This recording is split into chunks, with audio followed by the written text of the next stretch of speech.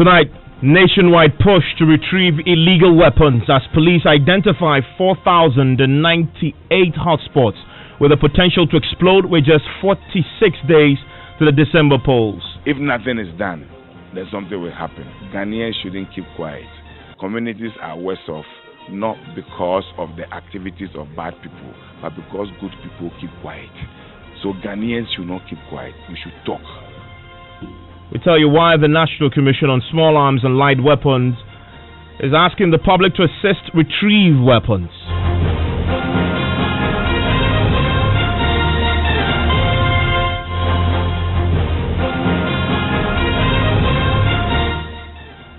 This is Top Story with Evans Mensah.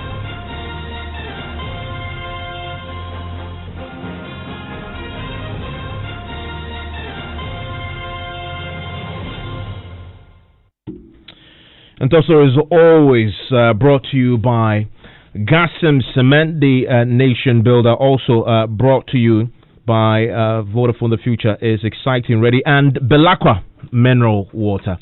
There is a push tonight to retrieve illegal weapons, with the revelation today once again that the country will be going to the polls in 4 to 6 days with as many as 4,098 flashpoints with the potential to explode.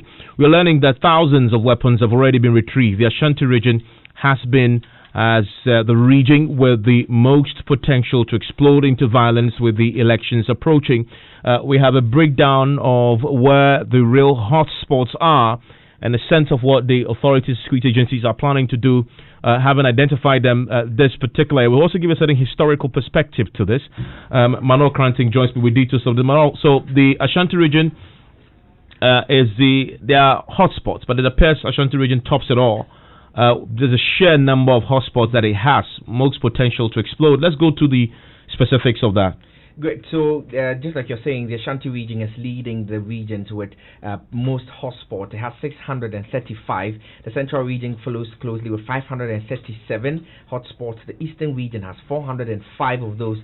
The Western region has 323. And then the Volta region has 321. Well, yeah, I mean, the Volta region is interesting because in the recent weeks we've seen the Volta secessionists. It doesn't appear to actually reflect that it might lead to violence or in terms of the security situation going into the elections, because it doesn't come up as one of those areas with the most flashpoints. Ashanti region is, even the Central region and the Western regions have higher numbers than the Volta region. Exactly, and when you talk about the the constituency breakdown, you have Akwetia, you have areas like Boko, like Asawase, Tafo, Tripoli, Alavanyo, and Nkonya, and then of course in the Greater Accra region, Ododo constituencies. All these constituencies were mentioned as potential explosive areas. The Executive Secretary of the National Commission on Small Arms and Light Weapons, James Apple, has been speaking about this today and has been talking about what might happen if nothing is done in the wake of the identification of these areas. What it means is that look at that place more carefully. And so if nothing is done, then something will happen.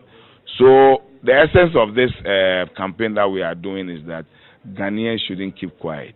Communities are worse off, not because of the activities of bad people, but because good people keep quiet.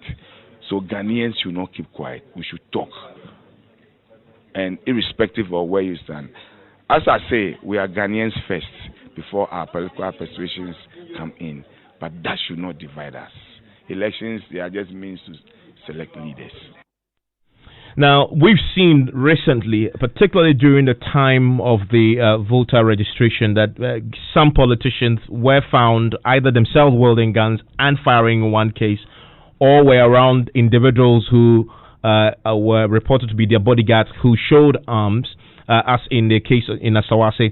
That is clearly of an issue because the politicians themselves appear to be those allegedly fueling this, and in some cases stockpiling the arms. You put that question to the small arms boss. Yes, I did, and his response was straight and simple, that the law frowns against that, and so politicians must not do that. As to whether or not that law really is being adhered to, that's a different question.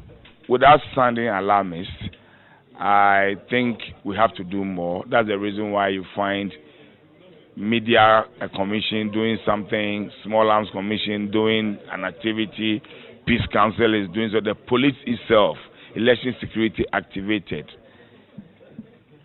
It is in response to things like so.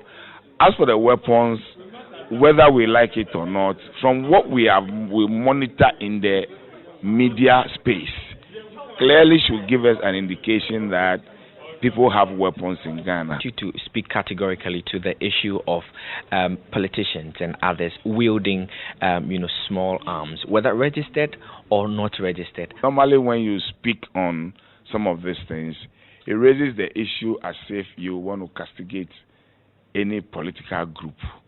The politicians I believe, should take themselves out of this. What we all want is a secure Ghana. We want security for our people. After all, the politicians now, tomorrow, they will not be there. The next generation will come. So we want a secure Ghana. We have a law, Arms and Ammunition Act. It clearly stipulates that you can't discharge or display your firearms in public. So you can't go. So as a public servant, as a professional, I'll say what the law says. The law says that don't do it. Don't come and discharge or brandish or display your firearms in public. And the law, I think it is quite clear and explicit. The law frowns on it. Okay. And so if anybody does it, that's what the law says. The law must take its course. Well, he also gave an update on the situation with the process of retrieving the arms so far, especially before the elections. We have assisted government to undertake amnesty programs, and which led to the last one led to the regularization of otherwise illicit weapons and retrieval of over 2,000 weapons. In fact, since the establishment of the commission in 2010, I think the amnesty has yielded in total about 5,000 guns. We have also collected in excess of 1,300 illicit weapons that are no more exhibited before our courts and or have been confiscated by the police in the Western region for distraction on 5th November 2020 in Sekondi Takoradi.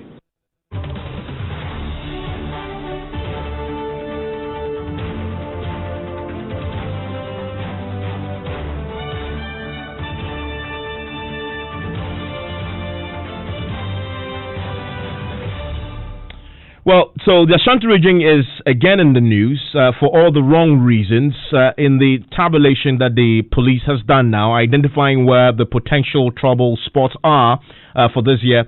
Ashanti region again is leading with as many as 635 flashpoints with the potential to explode into violence in the lead up to the elections. Now that we have just 46 days away now to the polls. But why is that? Let me bring in the two main political parties, and I want to bring in Sam Pine, who is the Ashanti Regional Secretary of the NPP. Also joining me is Kwame Zu, is the Ashanti Regional Secretary of the NDC. Mrs. Zu, I want to start with you. Does it surprise you that Ashanti Region is so high with the sheer numbers of flashpoints there? Asawase is quite strongly in the picture as well, and many of the settler communities, 635 flashpoints with the potential to get violent. Evans, a very good evening to your listeners. I would prefer that I have the full complement of the places or the specific areas the police have published, analyze them before we can make a determination as to whether we are surprised or otherwise. But if the registration exercise, the immediate past mass registration exercise, and its accompanying developments are anything to go by, then there's a lot of work to be done. The reason being that there are areas predominantly that have been very quiet during electoral activities. But surprisingly, during the registration, we have seen very heavy police and military deployments to those areas. I do not want to believe that those areas would also be captured as flashpoints. A reason for which I say it is better we have the full complement of the areas as published by the police, analyze them, then we can make a determination as to whether these areas are deserving to be considered as flashpoints or otherwise. But if my immediate understanding, based on your own words, is anything to go by, then predominantly areas with higher settler population have been captured as flashpoints. Is that not the case? Yes, and particularly Asawase has come in quite strongly on the radar of the police. Then there is every genuine reason for us as a political party to be concerned. Because if you study the geography and the dynamics of these areas, these are farmers who have largely migrated from their regions into the Ashanti region to come and farm. These are peace-loving people that until recently, in areas like Afam Place, has never been known to be a flashpoint. But there has been some deliberate attempt to create an air of confusion around the area to be a reason for deployment of military and the police to that area. And that modus has long been established in other regions that are seen to be strongholds of the NDC, to be a tool that the government, to a large extent, is exploiting to intimidate the people and subsequently suppress votes. That is our initial inclination. But the point must be made that we'll study the areas established by the police, and if there are reasons or any cause to raise alarms, we would raise alarms. Yeah, I mean, are you suggesting that it may be a false sense of insecurity, and that's why the state is putting insecurity in a place like Asawase, which we know is one of those isolated strongholds in the Ashanti region, largely belonging to the MPP? What for you is the reason? Naturally, there should not be any cause for which Asawase should be classified at this time as a flashpoint. During the registration, everybody saw in the full glare of the public a gentleman who purports to be with the national security arms. As of today, we are unaware whether there was an apprehension of that gentleman and a subsequent prosecution of the gentleman in question. If some things of this nature are done in the full glare of the public and the police are unable to take steps to nip these developments in the bud, they cannot turn around and classify the area to be a flashpoint if it is a creation of their own. I did also indicate that such a Farm Plains constituency hitherto was never a flashpoint. These are predominantly settlers who had traveled from the northern part of the country to come and farm. They have no need, no reason whatsoever to foment trouble. But for some very weird and bizarre reasons, some people have decided to classify that area as a flashpoint. During the registration, Ahafwano North constituency has traditionally been known to be a very quiet constituency. But surprisingly, some people have heavily deployed the military and the police into that constituency. If all these issues are things to go by, then I will not be surprised if they are captured as flashpoints.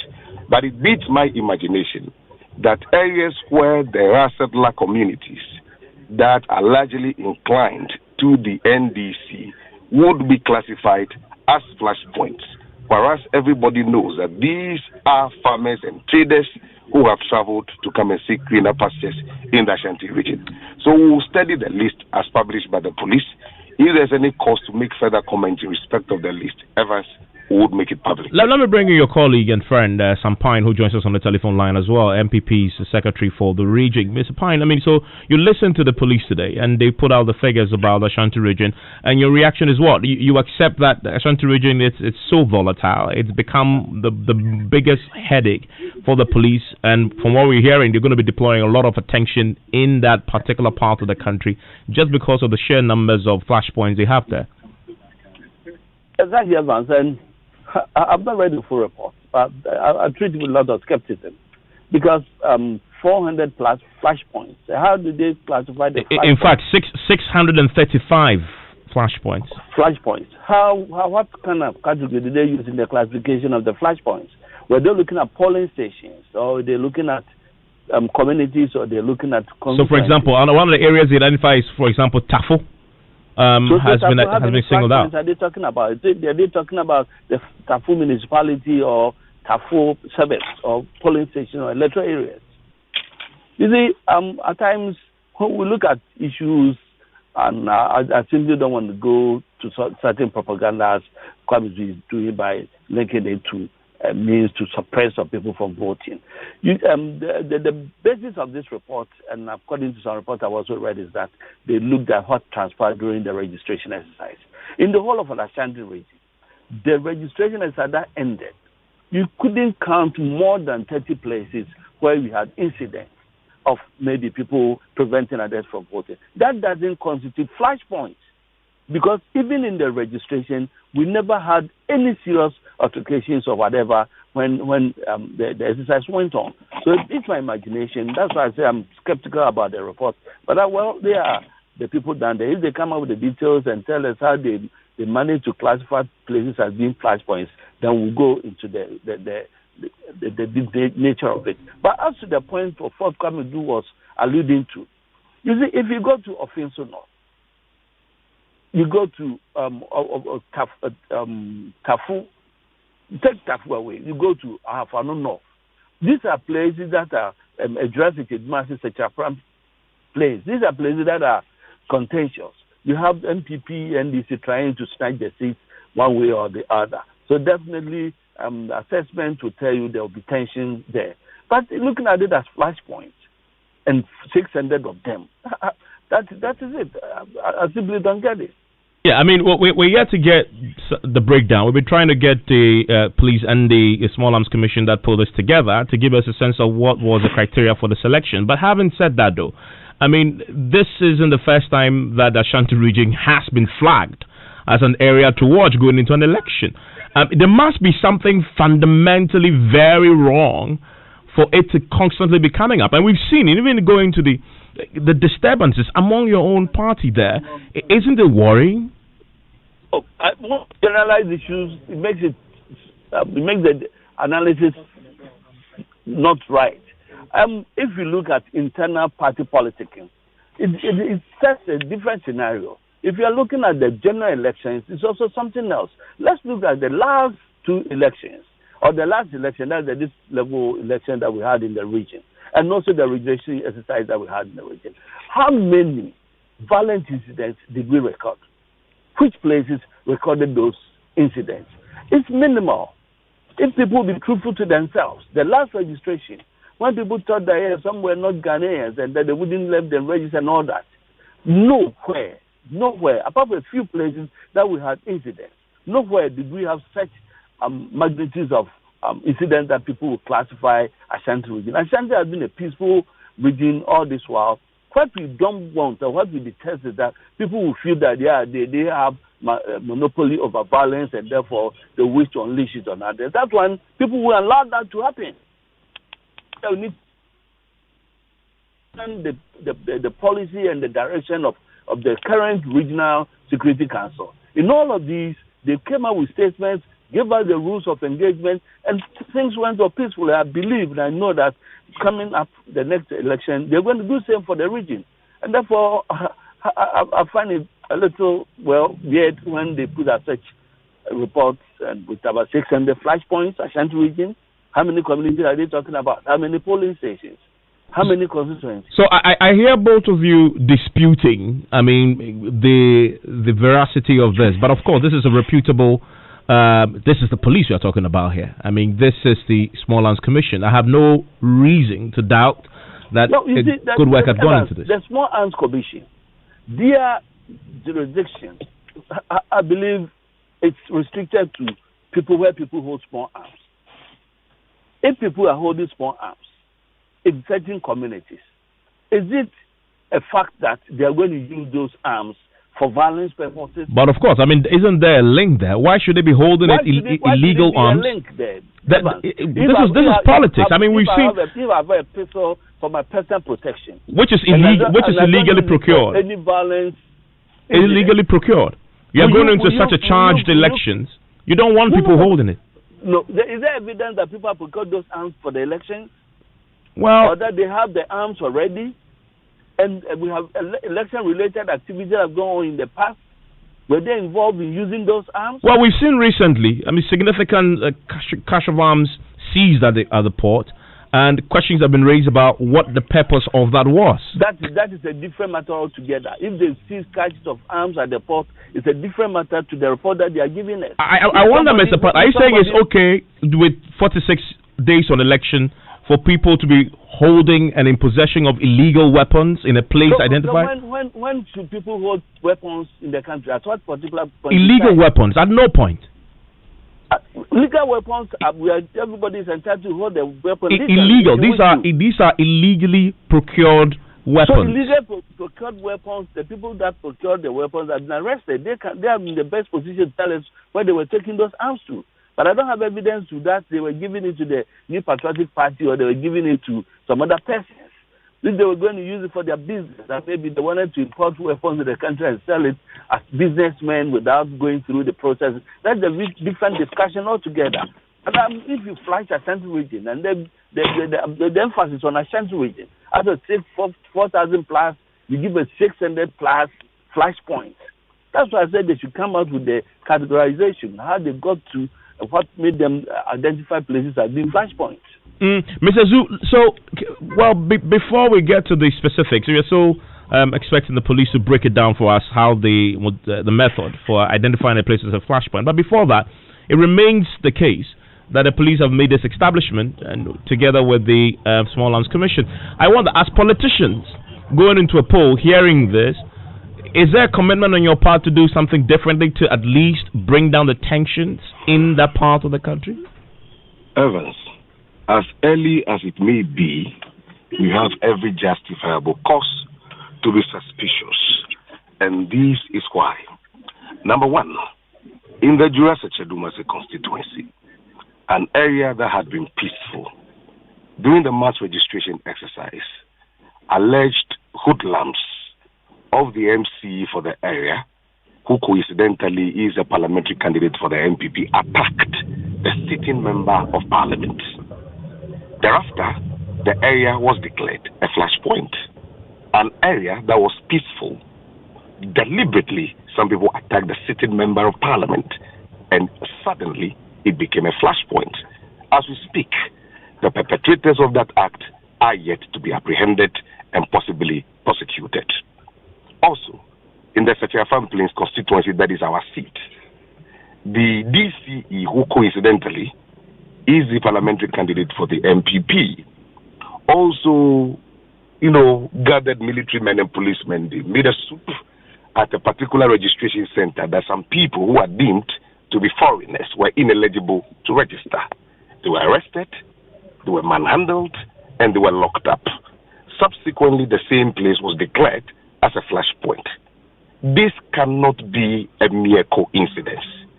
There should be an explanation as to why areas that hitherto were peaceful, then certain group of people who deliberately foment trouble and choose to classify the area as a flashpoint. I mean, what's the suspicion there? Why would the places you are suggesting be targeted deliberately? And of course, why would a DC of an area, who is the chairperson of the District Security Council, who is supposed to know the laws of this country very well, that if somebody is ineligible to register, all you needed to do is to pick a challenge form and fill same. Why would he mobilize the police under him to go and effect an arrest? What is the justification for arresting people who you consider ineligible to register, whereas the laws are clear that in such instances, pick a form and fill same to that effect, and subsequently convene a meeting and declare the district to be a flashpoint? These are all issues that creates every premise for us as a political party to have our suspicion. But like I indicated from the beginning, we'll have the full facts as published by the police. We'll study the areas they so consider to be flashpoints in the region. And if there is a cause for us to speak, we will speak accordingly. Okay, I mean, I'm grateful, Mr. Zhu, for joining me on this. Mr. Sampine also, I'm grateful that you joined me. This is obviously something that the Peace Council is taking up. We'll also get some further clarity from the police if you stay with us. Top story always brought to you by Vodafone. The future is exciting, ready, and Belacqua. Isn't it amazing when your network cares about you so much so that they do amazing things for you? You guessed it. I'm talking about the Vodafone Cash dropping all charges when you send money to all networks. Yes, you heard it right. It costs nothing, absolutely nothing, when you send money via Vodafone Cash to all networks. Just send any amount as many times as you want to any network and pay zero charges on the money sent. So go ahead, make payments, show your love, make contributions, send money all you want via Vodafone Cash to all networks for free. Dial *110# to send cash for free. Are you ready? Vodafone, the future is exciting. Ready. son, we are so proud of you for setting up this hospital.